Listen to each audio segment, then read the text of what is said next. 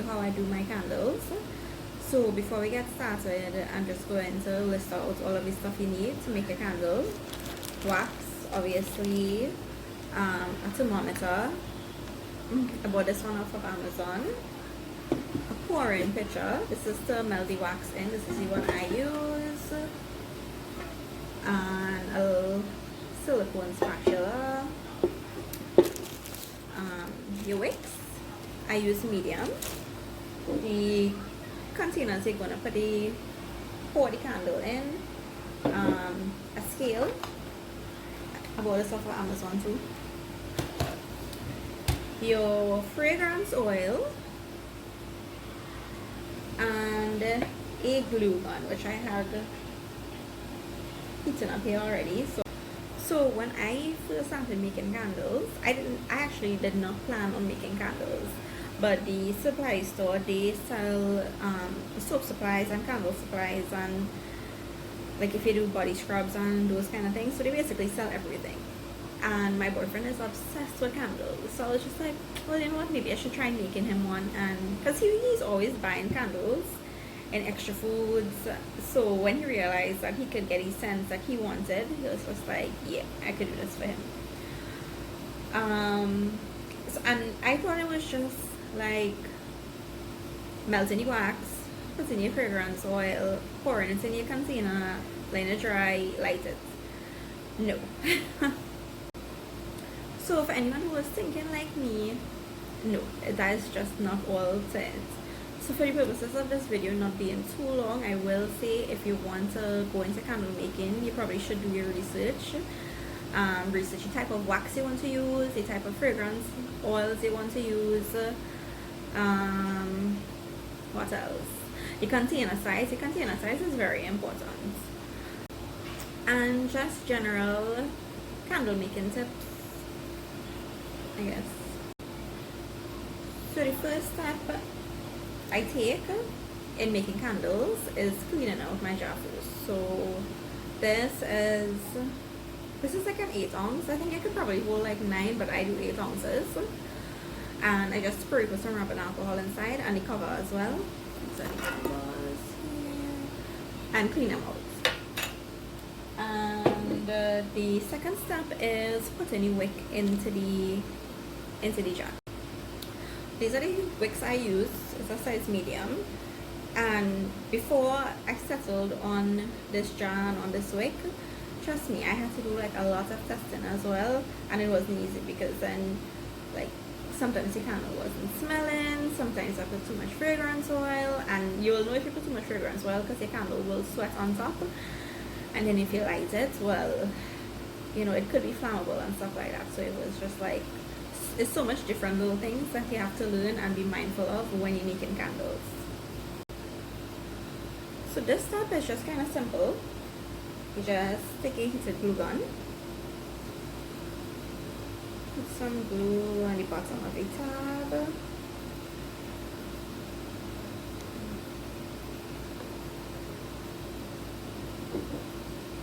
I just turn it over and like find my center.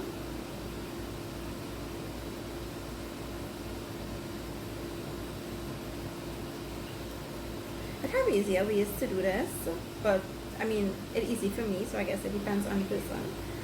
And there you go. It's stuck to the bottom. And just now, right. I use these little sticks because it have an actual like little tool. I have one and I forget the name of it, which I should have probably like at least try and remember before this video. But I got this in Fiance and it just works just fine. So you just put it through the hole and bend it. Because when you pour in the wax, you don't want the wick to move. And you could take some, you could tape it if you want. Sometimes, most times I would tape it. So I guess it's up to you. And this is the jar ready for the wax. Okay. So the second step now, it has so much different types of candle wax. So I use soy wax. I use soy 464 or 415. It depends on what you want to use. This is how it is look. This come in like little flakes. This is another wax I had. This is coconut wax. This was like a block. You don't have so much different types of wax, so I guess it depends on what you test and what you like, and you just go with that. So for the wax, you just put your pouring pitcher on your scale. Make sure the scale is on 0. Measure your wax, and then well, I just use a double boiler method. So it's basically just putting the pitcher in another pot of water until it boils and starts to melt.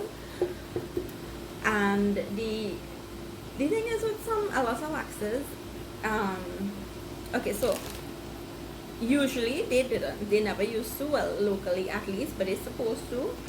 And only recently I started seeing it. They will put the melting point, so it's not supposed to really cross 200 degrees. Mine isn't supposed to cross like 124, 125. However, sometimes it takes so long to melt that it will reach to like up to like 180. But it cools really fast, so I guess you don't really have to worry about it getting too hot, but you need to watch it. You need to keep an eye on it. And you just wait until it melts. You don't add the fragrance oil while it's on the stove though. Great. So when it melts, you'll keep checking the temperature. And again, like a lot of local suppliers, guys, they don't give you the right information. So you normally have to ask them, or probably like research it for yourself, when to add the fragrance oil, because you don't want to add it while the wax too hot, because then it could burn off some of the fragrance oil. But you don't want to add it while it's too cold either, because then it wouldn't bind with the wax. So it needs to be like the right temperature. So you need to, and also you need to know how much per ounce of fragrance you could add to your wax. So but I just research those things for myself now, so I will know how much I could add for like 8 ounces. If I wanted a little stronger, if I wanted mild, I will know. So I usually add, like now, depending on the fragrance, because the lavender candle I will only need to add ½ ounce of fragrance, which is this amount.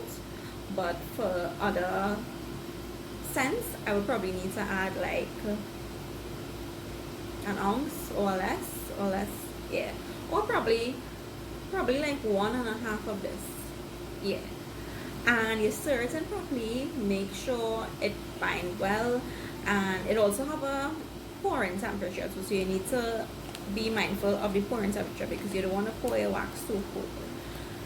So it's just like so much little things to just try and remember. That's why it's not so simple as pouring, just like melting wax, adding your fragrance, pouring into your container, because then you wouldn't have a proper candle. And especially if you're using soy wax is expensive. Fragrance oils are very expensive, so you don't want to waste your money, right?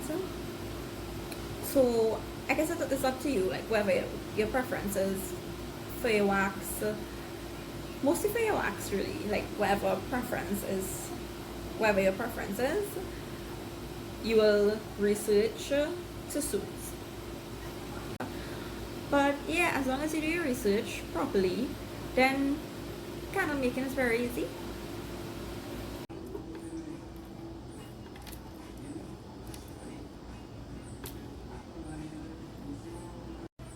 Guys, so this is just an old pot my mother have home that I just used, so it probably have like this much water in the pot, because it's really just for it to boil a little bit for the wax to melt enough.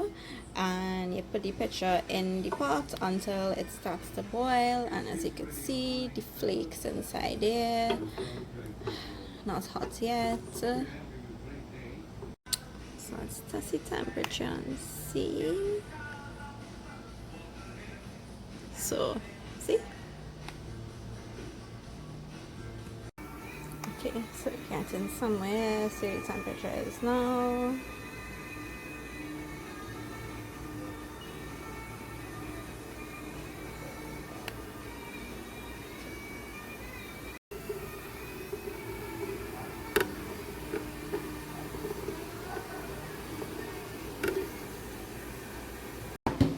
Right, so it's melted, and be sure to be careful, right? Because the container itself is very hot and wax. You see temperature now. So 160, not bad. So now I will add my fragrance oil.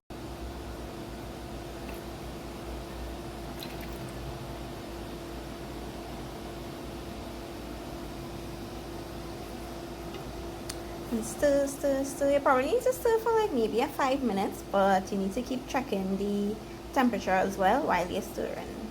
So I'll stir this for like a minute, then check the temperature.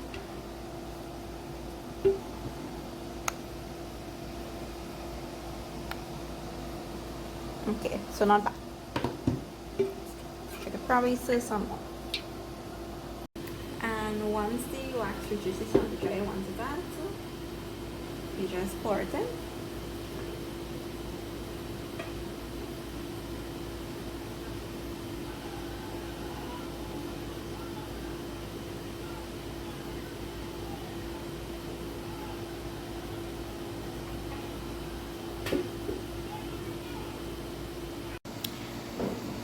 So that's it for candle making.